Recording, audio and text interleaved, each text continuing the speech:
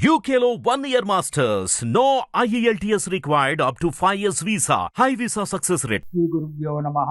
శ్రీ మహాగణాధిపతయే నమః. ఇక మనము కన్యారాశికి గనుక మనం చూసుకున్నట్టయితే కన్యారాశి వారికి ఈ అక్టోబర్ మాసంలో దుష్ట సహవాసము అంటే చెడువారితో, దుర్మార్గులతో, పొద్దున ఉదయం లేస్తే సాయంకాలం వరకు పాపాచరణ చేసేటువంటి ఒక వ్యక్తులతో స్నేహితం ఏర్పడి కాలం గడుపుకోవాల్సి వస్తుంది.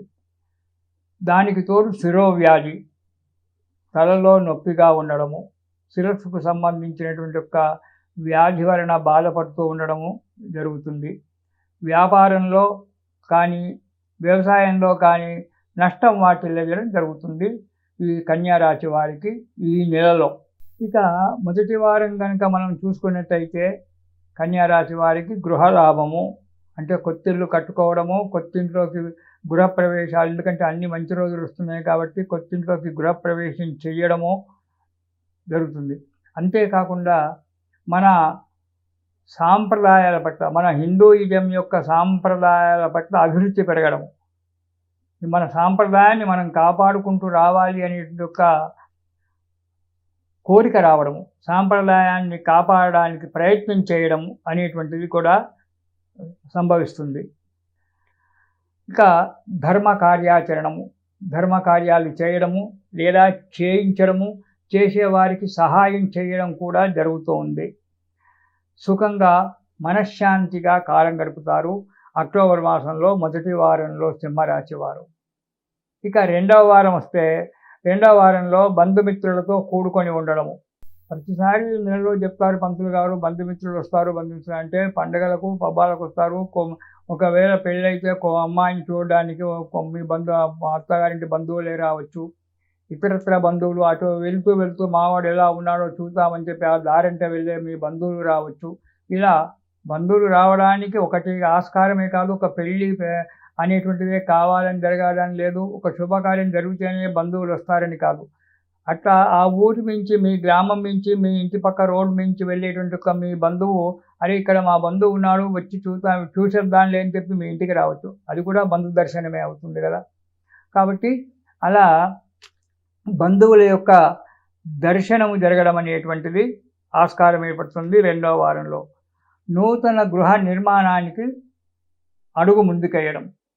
ఈ రెండవ వారంలో నూతన గృహము అంటే కొత్త గృహాన్ని, ఇంటిని కట్టుకోవడానికి ప్రయత్నం చేయడము, దాని గురించి నిర్మాణ పద్ధతులు ఆలోచించుకోవడము అనేటువంటిది జరుగుతుంది. గృహ నిర్మాణ యత్నం గురించి ప్రయత్నం చేస్తారు. సుఖ సౌఖ్యాలతో సుఖంగా భార్యాబిడ్డలతో ఉంటారు. ఎందుకంటే విజయదశమి వస్తుంది కదా. విజయదశమికి చాలామంది కొత్త గృహాలకు శంకుస్థాపనలు అవి చేసుకుంటారు. అలాగే మీరు కూడా చేస్తారేమో. అప్పుడు దసరా విజయదశమి కాబట్టి బంధువులు రావడము, మనం బంధువుల ఇంటికి వెళ్ళడము, ఏదో ఒకటి జరగడం అనేటువంటిది జరుగుతోంది. ఇక మూడవ వారం చూసుకున్నట్టయితే మనోవిచారము.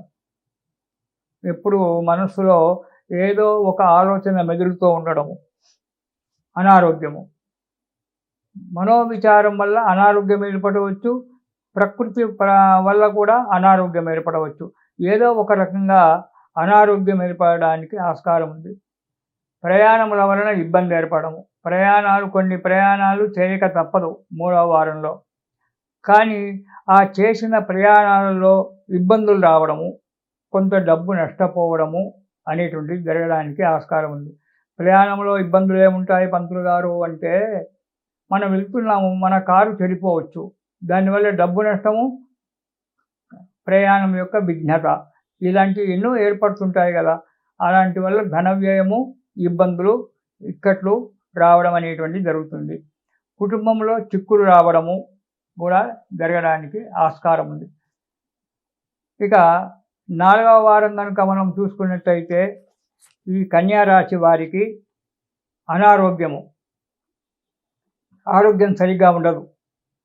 వృధా ప్రయాస, ప్రతి పని గురించి ఆలోచించడము, పరిగెత్తడము, వెనక్కి రావడము, అంతేకాకుండా వృధా సంచారము, ఎవరో స్నేహితుడు రమ్మంటే ఒక నెంబర్ వెళ్ళడము, డబ్బులు ఖర్చు పెట్టుకోవడము, దానివల్ల ధన వ్యయము, వృధా సంచారము ఇలాంటి చేసేటువంటి ఒక పనుల్లో నష్టం రావడము, ఇలా ప్రయాణాలు చేయడం వల్ల చేసేటువంటి ఒక పనిలో శ్రద్ధ లేకపోవడం వల్ల చేసేటువంటి ఒక పనిలో నష్టం రావడం అనేటువంటిది జరుగుతుంది.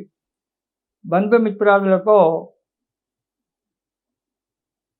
విరోధం కలగడానికి కూడా ఆస్కారం ఉంది. ఇలా ప్రతి క్షణము ఆపదల వల్ల కష్టాల వల్ల మనం బాధపడుతూ ఉండబడేటువంటి ఒక ఉంది కన్యారాశి వారికి. వీరు ప్రతిరోజు కూడా ఈ నెల రోజులు ఒక దీక్షగా పెట్టుకొని ఈ కన్యారాశి వారు ఏదో చదువుతున్నాము అంటే చదువుతున్నాం అనేటువంటి ఒక విషయం కాకుండా దీక్షతో ఉండి దుర్గా స్తోత్రము, ఆదిత్య హృదయం ఈ రెండు కూడా చదవండి. దుర్గా స్తోత్రం వల్ల దుర్గతి నాశిని అనేటువంటి ఒక నానుడి ఉంది. దానివల్ల దుర్గా స్తోత్రం వల్ల చదవడం, పారాయణం చేయడం వల్ల కష్టాలు పోతాయి. ఆదిత్య హృదయం చదవడం వల్ల ఆరోగ్యం బాగుండడము, శత్రుజయము కలగడము. ఆదిత్య హృదయం పుణ్యం సర్వశత్రు వినాశనం అంటాడు దాంట్లో ఒక శ్లోకం. ఆదిత్య హృదయం చదవడం వల్ల శత్రువుల యొక్క బాధలు తగ్గడము, ఆపదలు తగ్గడము, ఆరోగ్యం క్షేమంగా ఉండడము అనేటువంటివి జరగడానికి ఆస్కారం ఉంది. కాబట్టి కన్యారాశి వారు ఈ నెలలో మరచిపోకుండా ఆదిత్య హృదయము, దుర్గా స్తోత్రము రెండు కూడా ప్రతిరోజు పారాయణం చేయండి. ఈ నెల రోజులు మళ్ళీ నవంబర్ అనేటువంటి ఒక మాస ఫలితాల వరకు సుఖంగా సంతోషంగా ఉండండి. ఇది శుభం.